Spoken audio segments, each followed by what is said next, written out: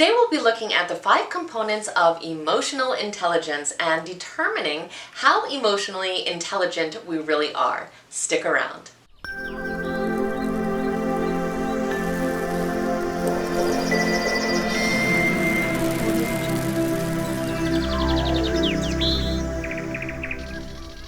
Hey everyone, welcome or welcome back. If you're new here, my name's Nina, and here at this channel we talk all about mental health, personal development, and understanding our own psychology so that we can live our best life possible.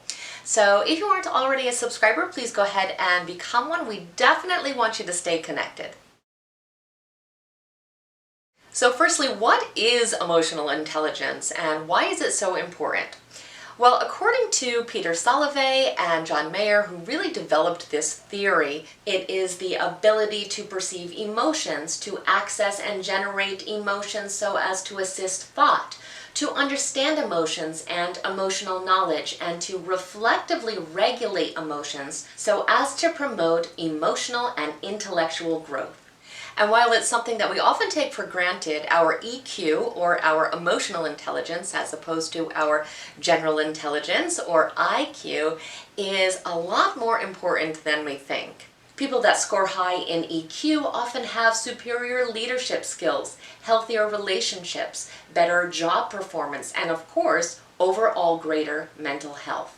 So the actual term and the concept of emotional intelligence has been around since the 1960s, but it really wasn't until 1995 when Daniel Goleman released his best-selling book called Emotional Intelligence that people started to get very curious about this topic and to gain awareness about it. And since then, it's been the subject of just a ton of research, and now we really have a great understanding of just how much it impacts our daily lives. But if you're still feeling a little bit cloudy about really what EQ means, we're going to be talking about the components of it as well as the hallmarks. So it's going to become a lot more clear as this video progresses. But chances are you've already experienced the difference between dealing with someone that has a high EQ and a lower EQ. People that are high in emotional intelligence really not only understand their own emotions and can identify their own emotions, but they know how their emotions could impact other people.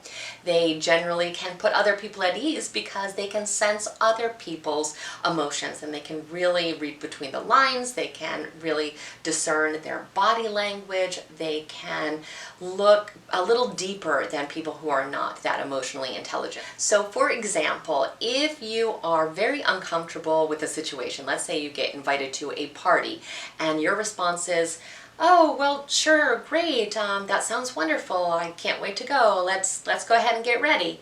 Someone that is emotionally intelligent will obviously see through this. They will try to make you feel at ease and comfortable. They may even change the plans, or if you have a good enough relationship with them, they may say directly to you, "I can tell you're a little uncomfortable with this. Why don't we do this instead?" or "What would you prefer?" Whereas someone who is not that emotionally intelligent will take that at face value. They are not able to read between the lines. They'll be like, "Okay, great, well, let's go get ready then for that party." People that have that lower EQ also tend to struggle with regulating their own emotions or even identifying their own emotions sometimes. So we can feel that we have to kind of walk around on eggshells around them because we feel like they could, get really emotional or fly off the handle, or, we can sense that they struggle with anger management because a lot of times they just can't regulate their emotions or, again, even process them or identify them in a lot of cases. They also tend to have difficulty with accepting responsibility for events. So they may, be blamers, and this is all because of that lower EQ. So again, even if we didn't know that term emotional intelligence, I am sure that we've been able to sense the different EQs of people in our lives in different situations. So this is something that we are already familiar with. Now, I wanted to go ahead and talk about what Daniel Goleman really said were the 5 pillars or the components that make up emotional intelligence. And from there, we can really try to assess how emotionally intelligent we might be ourselves. The first component is self-awareness. This is really our ability to recognize and understand our own moods and drives and emotions, as well as how they may impact other people. Hallmarks of self-awareness often include self-confidence, the ability to name one's emotions, and the ability to accurately self-assess. The second component is self-regulation. This is really our ability to redirect or even control our moods or our impulses that are disruptive, and also the ability to really think about a situation before we act or before we judge. Some of the hallmarks for self-regulation can include openness to change, comfort with ambiguity, integrity, and trustworthiness. The third component is internal motivation. This reflects our ability to work for bigger reasons than just money or status, and to go beyond external rewards. It really suggests a focus on internal motivations, which can greatly differ from person to person, but it could be joy, it could be curiosity, it could be, bettering the world or doing what we feel is right. People with a strong internal motivation are also able to get into a flow state, which is something that we hear talked about in personal development over and over, where we really just lose track of time. We become so immersed in what we are doing that we are just fully present in that activity. Some of the hallmarks for internal motivation can include organizational commitment, optimism even after experiencing failures, and a strong drive for achievement. The fourth component is empathy. This involves not only understanding and relating to the emotions of others, but also suggests the skill of being able to treat other people based on their emotional reactions. Some of the hallmarks for empathy can include the ability to be sympathetic or compassionate, strong active listening skills, cross-cultural sensitivity, and being of service to others. And the last component is social skills. This involves our proficiency to build networks and to manage both our professional and our personal relationships. It also really involves our ability to find common ground with people, even those that are very different than we are.